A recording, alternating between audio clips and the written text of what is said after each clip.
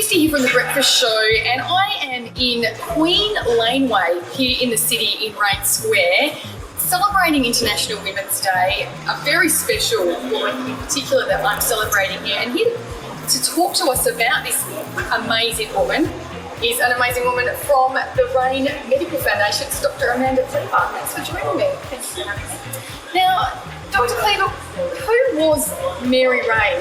This is the lady that we're celebrating in front of this amazing 13 by 13 metre mural that just came out today. Tell us a little bit about who is Mary Raine? So Mary Raine was a very successful businesswoman, and so she came out to Australia in 1900 and she had £100 on her. She ended up working in a number of bars as a barmaid, and she eventually saved all her pennies and started buying property. And there was a property boom in the 1920s, and by the time World War II came about, she had amassed quite a portfolio of property, which included 6 hotels, a number of shop fronts, a number of other residential properties as well.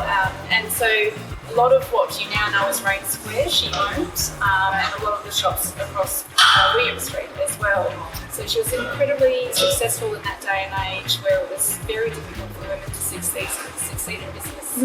Yeah. She was certainly a woman ahead of her time, by the sounds of it, a very male-dominated time in the 1920s was maybe when she was doing that, wasn't it? Absolutely, yeah. So she was up against it, but she was a pretty tough lady. Yes, that's right. A bit of tenacity by the sounds of it. Yes. Now, the Mary Raine, obviously there's the foundation, the Raine Medical Foundation. Now, tell us a bit about what that foundation is, why she's a part of it, and what are some of the successes and achievements that you have been really proud of? Yeah, so actually Mary had amassed most of her fortune, and then she ended up marrying Joe Raine, and she was 66 years old when she married him, and he was 13 years younger than her, and she just never imagined that he would pass before her, but he unfortunately had a very severe stroke when it was 1957 at the time. And she was just devastated and couldn't understand why doctors couldn't save him, and she decided that she wanted to leave her property portfolio, which was worth about £1 million at that time, to UWA actually, to set up a trust to set up a medical research foundation, because they had the only medical school at the time.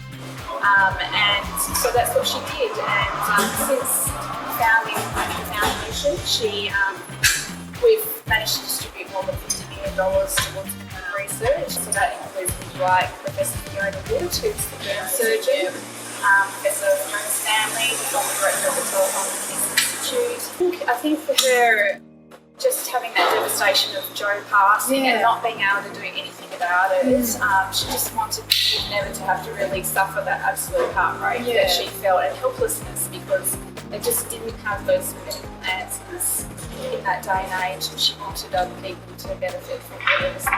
Well, she's certainly done a lot for a lot of people in Western Australia over the years by doing what she's done. So this mural, which is amazing, and it's been unveiled today on International Women's Day, what does that mean to you and the foundation? How does that make you feel seeing it almost very nearly completed? Yeah, no, it is beautiful, and I'm really pleased and proud that this has actually happened for Mary. So she really is such a landmark that people should be celebrating for women, and like I said before, really becoming so successful in that day and age was a real feat. So achievement. Yeah, that's right. So I think this tribute to her is really fitting for International Women's Day. Well, thank you so much for joining me in Queen's Laneway here this morning on International Women's Day. Thank you so much for having me. It was wonderful. It's Dr Amanda Cleaver, and you're with 98.5.